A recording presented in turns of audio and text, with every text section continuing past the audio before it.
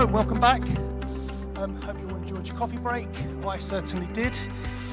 So we are now going to kick on with making media work harder, whether you have an oversized budget or on a shoestring. And we'll be hearing from Jayne Andrews, Marketing Director at Fentimans, as she shares lessons and insights into the life of a modern marketer.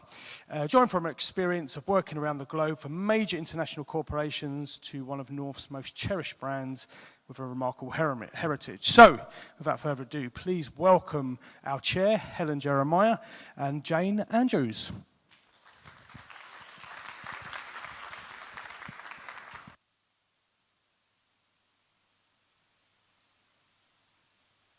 Thank you ever so much, everyone. It's lovely to be here. I'm Helen Jeremiah. I am the CMO of Croda.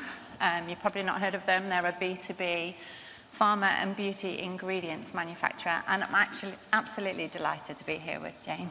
Hi everyone, I'm Jayne, obviously, Marketing Director of Fentimans. I've been 3 years in FMCG drinks, but I have been working in this industry, God help me, for 30 years. And prior to Fentimans, I was in the travel industry for 9 years. I'm Marketing Director for Carnival in Australia and then in the US. Amazing.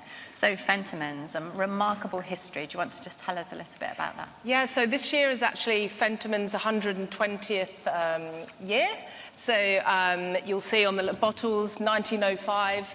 And the small story about how it started was Thomas Fentiman, he lent some money to a bloke in the Northeast and the money didn't get paid back. Instead, he got a ginger beer recipe, which he kept hold of. The ginger beer got made in 1905 and then the rest is history really, and that's still the best-selling drink of Fentimans. And you might think we're just a UK brand out of Hexham in the northeast of England, but we're actually found in 70 countries around the world. Some of our best-selling markets are actually Chile, Albania, Netherlands, all over. Amazing. And so creatively then, how did you bring to life that milestone?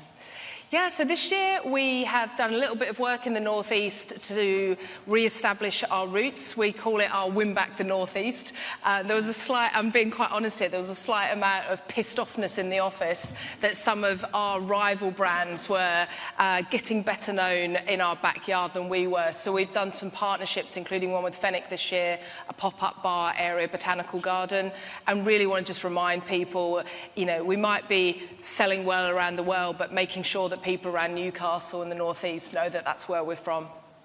Brilliant. So let's think about the role of media then. We're here to talk about media, aren't we? Either with big budgets or shoestrings. So talk to me about the role of media and what that played. So when I joined Fentimans 3 years ago, they were doing bits and bobs of above-the-line media, but it was all very picture of a bottle, didn't really have an idea running through, not campaign work.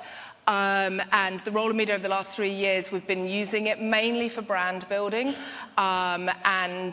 actually more recently we've changed media agencies because what we found, and we're talking about small budgets here, with our smaller budget we were investing in above the line media and we're also doing bits and bobs in retailers, in Tesco, Morrison's, etc. at point of sale, and there was this little budget over here and this little budget over here for brand, and now what we've done with the new media agencies, we've merged that budget together. We're going to give it to the media agency this year and say, please plan this out end to end and just see if we can make it a lot more efficient. But with the above the line, we've been doing over the last couple of years a little bit of TV, mainly VOD, outdoor media, digital, not the boring stuff that was mentioned earlier, and yeah, social. The usual channels. So, like thinking about media then, how do you make sure there's no wastage? Because there's lots of talk about that, isn't there, at the minute?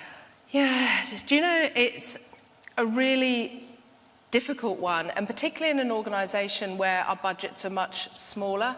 I think, and maybe we'll come on to this a bit, is I think the media agencies really have to help me as a marketing director go back to the business and prove that every pound that we're spending is working hard and what's its role within the mix. And I've worked in big companies like Carnival, where we've been able to do like econometric modelling and work out which channel mix is working the best, whereas at Fentimans we haven't got the money to do that. Yeah. So we're a little bit leaning more into the media agency with give us as much proof as you can about efficacy of the channels, and then we just have to sit and wait and see if the brand metrics go up. So the agencies are really helping you. What other help do you think that marketeers need today from agencies and support for that? I've personally found, being at Fentimans, that it's a different type of organisation to what I've been in before. And I have to be careful what I say here, they're probably not as marketing literate as some places that I've worked in. So having a media agency and a creative agency that can also stand with me sometimes in the boardroom and have the conversations about why we're doing what we're doing, and also help me particularly with brand building. I mean, I think there'll be, I can't really see here, but there'll be loads of people in the room that have had the same struggle as me, that how do you explain brand media and the time it takes to work to people like the CFO who expect you to put adverts out into market, and then next day they're like, but we haven't seen sales go up. And I'm like, you've got to be patient. And I've found personally that when I'm trying to explain it is a waiting game, you've got to have patience. You don't build a brand with one campaign. It's not always as convincing as being able to lean on other people and other experts to come in and support and give the same messages. Yeah, I'm finding that really similar actually at Croda, because it's B2B. Like, the journey is so much longer, so it's much harder to show that return. So let's talk a little bit about the boardroom then. Share with us the kind of conversations you've had and how you've managed to convince them to invest in media. Yeah, so some of the conversations, and I'm going to give some anecdotes here just to show you sort of like the struggle is real. We did some TV advertising with our fairly small budgets last year, and we invested in VOD, Channel 4, ITVX, and we went highly targeted with our audiences, and then it was on for a couple of weeks. And the CFO came in and said, I haven't seen this bloody ad that's cost me X amount of money. Yeah. And then I'm like, well, our demo, you know, in simple terms is 25 to 50, and I'm sorry, mate, you're too old. Like, I haven't seen it either. That many times. I haven't seen it either. Yeah. But, you know, he's seeing, you know, 150 grand or whatever, a big sum of money, but he hasn't seen the ad. So it's really challenging sometimes to get that right. I mean, you can't plan campaigns so that the board sees it. But actually, I've worked in big organisations where I've had lots of money where I have planned it so they've seen it. I've put billboards on their route home, you know. But we don't have money to do that at Fentimans. So that is a real conversation that I've had several times. I haven't seen this TV ad. And I think the other obsession that you get is when you're in a room with people that aren't media literate as much, is they know what a TV ad is. So everyone's bloody fixated with the TV ad, even if that's only 10% of what you're doing. But there's a whole lot of other activity that's going on, you know, whether it's on TikTok or activations that are happening down in different cities around the country. But conceptually, they haven't got the head around those. So it's still very old-fashioned and all about that TV ad, when you're like, that's like a really small part of what we're doing. So would you agree KPIs up front with them, for example? Or? Yeah. Generally speaking, the marketing team, we KPI on brand awareness, penetration we look at, and also we have a worth paying more for score. Fentimans drinks are a little bit more expensive than the competition, and that's mainly because they are still, you know, we make all the ingredients in-house. It's very high quality. We have a botanical brewing process, and the competitors' drinks, they just don't taste as good.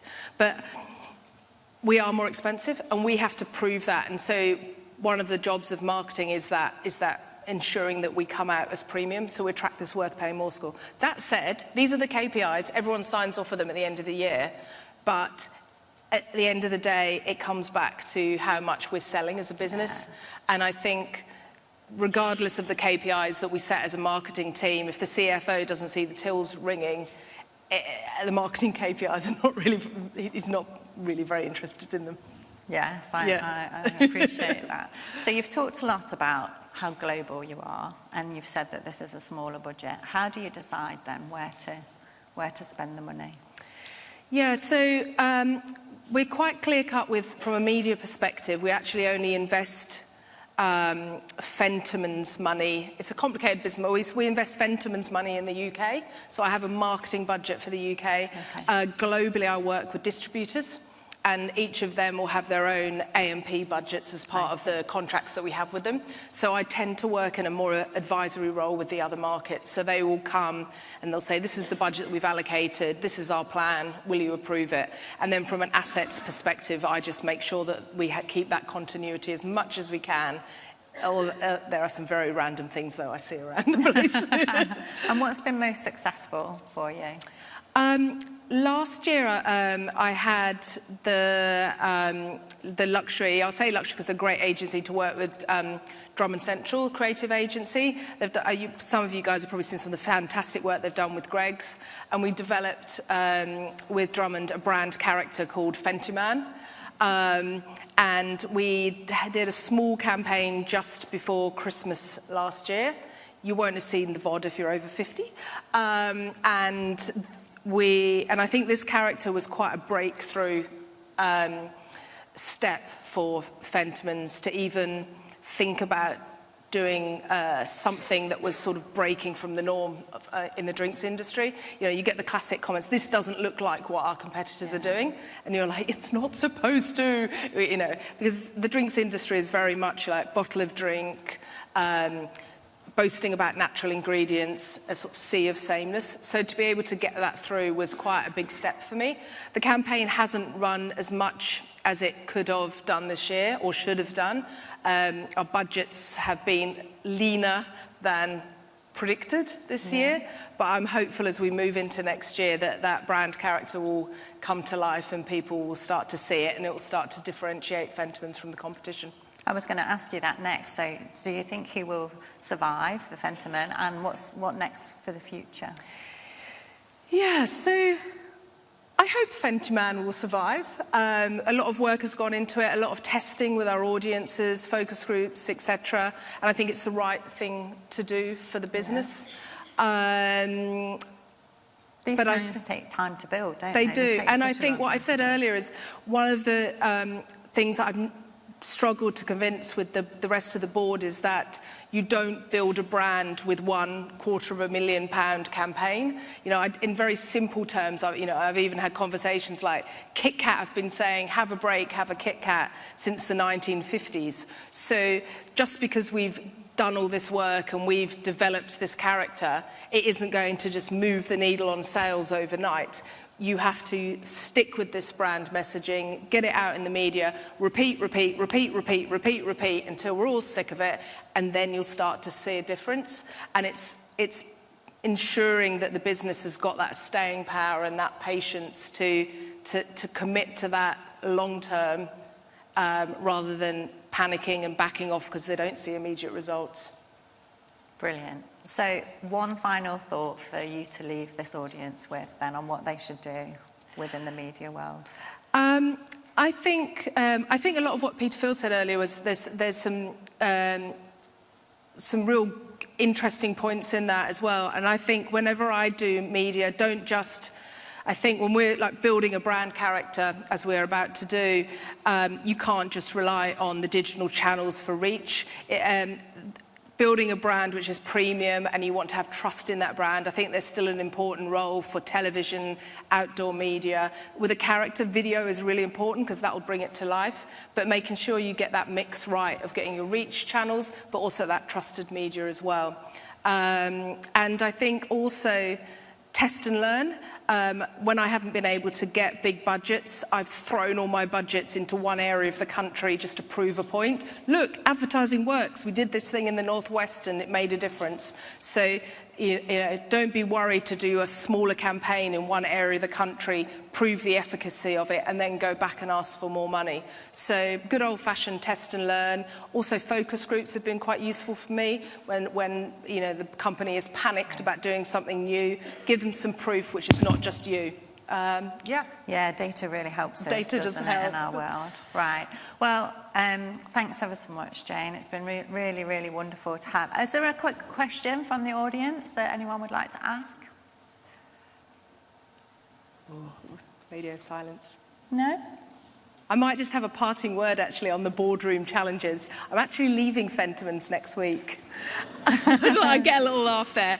And a little plug for Jayne here. Going fractional, I want to do my own thing for a bit and pick up some different challenges. So if you want to talk to me about boardroom challenges, I know a lot about it. Okay, amazing. Well, so there's a plug for Jayne. Thank Great. you very much. Let's say thank you to Jayne for sharing all of her learning.